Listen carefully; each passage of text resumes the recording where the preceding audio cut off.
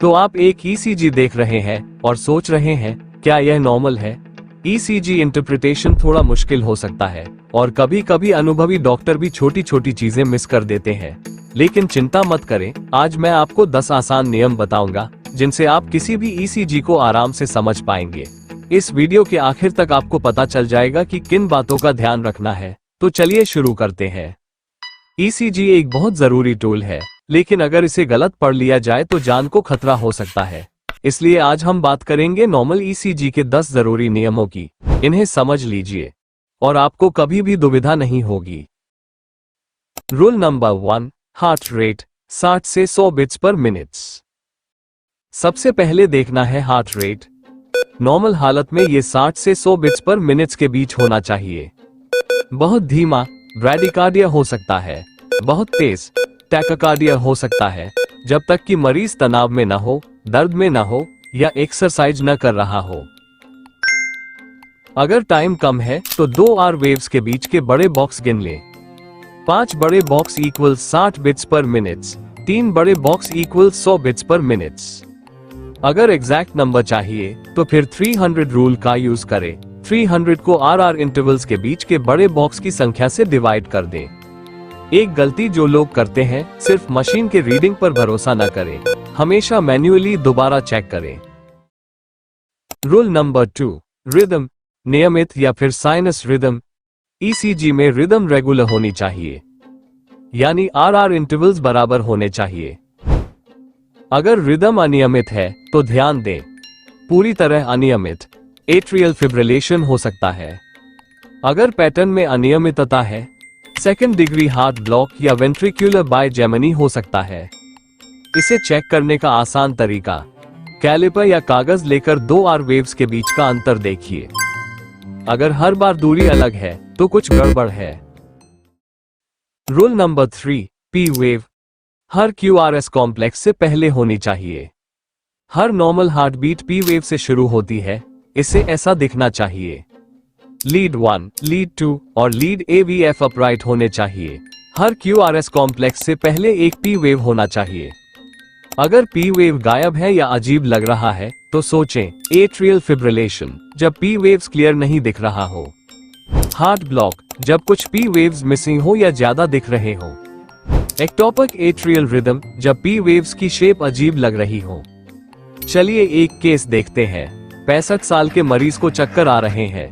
ECG में P waves दिख रहे हैं लेकिन क्यूआरएस के बाद नहीं आ रहे। ये classic 3rd degree heart block है। इस मरीज को पेसमेकर की जरूरत पड़ेगी। रूल नंबर 4, पीआर इंटरवल 120 से 200 मिलीसेकंड्स या फिर 3 से 5 छोटे बॉक्स। पीआर इंटरवल से पता चलता है कि इलेक्ट्रिकल सिग्नल एट्रिया से वेंट्रिकल्स तक ठीक से जा रहा है या नहीं। ये पीआर इंटरवल 3 से 5 छोटे बॉक्स या फिर 120 से 200 मिलीसेकंड्स के बीच होना चाहिए। बहुत छोटा PR interval Wolff Parkinson White या फिर WPW सिंड्रोम हो सकता है। बहुत लंबा PR interval 1st degree heart block हो सकता है।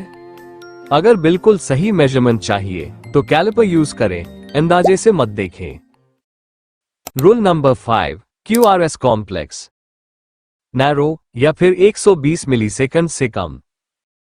क्यूआरएस कॉम्प्लेक्स को नैरो होना चाहिए, 120 मिलीसेकंड से कम या फिर 3 छोटे बॉक्स से कम होना चाहिए। अगर क्यूआरएस चौड़ा है तो ये हो सकता है बंडल ब्रांच ब्लॉक, वेंट्रिक्युलर टैकाकार्डिया या फिर हाइपरकलीमिया। अगर क्यूआरएस वाइड दिखे तो इसे नजरअंदाज मत करें, ब्लॉक या पुराने इन्फार्क्ट के संकेत खोजें। Rule number 6, ST segment flat या समतल होना चाहिए। एसटी सेगमेंट हमेशा फ्लैट होना चाहिए। अगर इसमें गड़बड़ दिखे तो तुरंत ध्यान दें। एसटी एलिवेशन का सीधा सीधा मतलब हार्ट अटैक है, यानी कि स्टेमी, जिसे एसटी एलिवेशन मायोकार्डियल इंफार्क्शन कहते हैं।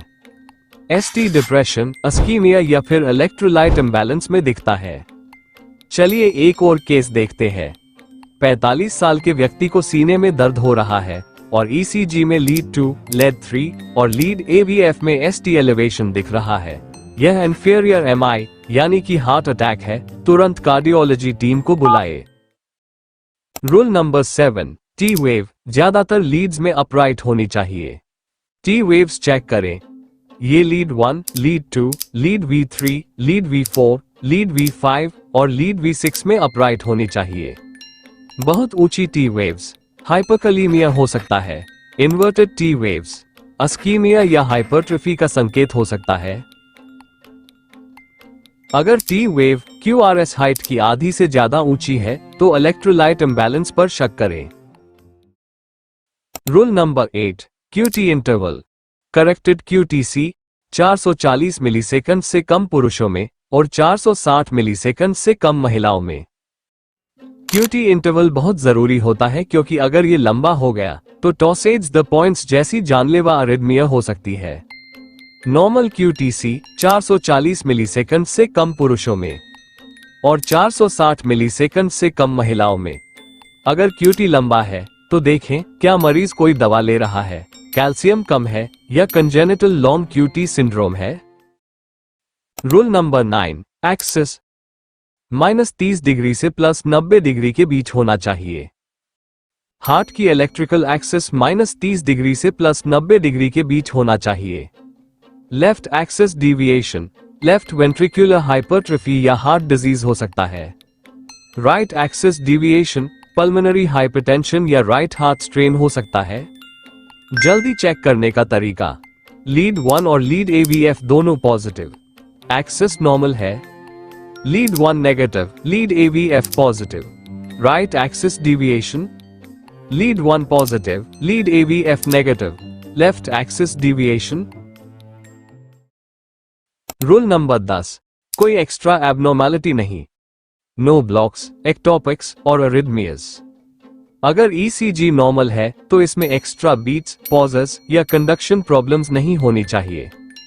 Common एबनॉर्मैलिटीज, heart blocks, PR interval में दिक्कत, एक्टोपिक बीट्स, जल्दी आने वाली या अनियमित धड़कन, एट्रियल फिब्रिलेशन, केओटिक रिदम और बिना P वेव्स की रिदम। ECG की हर लीड को अच्छे से स्कैन करें। अगर कुछ अजीब लगे तो आगे जांच करें। चलिए इसका सारांश देखते हैं। 1. हार्ट रेट 60 से 100 बीट्स पर मिनट्स के बीच में होनी चाहिए। 2. रिदम नियमित यानी कि साइनस रिदम होना चाहिए। 3. P वेव हर QRS से पहले होनी चाहिए और लीड 1, लीड 2 और लीड AVF में सीधी यानी कि अपराइट होनी चाहिए। 4. PR इंटरवल 120 से 200 मिलीसेकंड से कम होना चाहिए या फिर 3 से 5 छोटे बॉक्स के बीच होना चाहिए। 5. QRS कॉम्प्लेक्स नैरो होना चाहिए या फिर 120 मिलीसेकंड से कम होना चाहिए और इसमें कोई पैथोलॉजिकल Q वेव्स नहीं होनी चाहिए। 6. ST सेगमेंट सीधा यानी कि आइसोइलेक्ट्रिक होना चाहिए, बिना किसी एलिवेशन या डिप्रेशन के। 7. T वेव लीड 1, लीड 2 और लीड V3 से V6 में सीधी यानी कि अपराइट होनी चाहिए। 8. QT इंटरवल या फिर QTC पुरुषों में 440 मिलीसेकंड से कम और महिलाओं में 460 मिलीसेकंड से कम होना चाहिए। 9.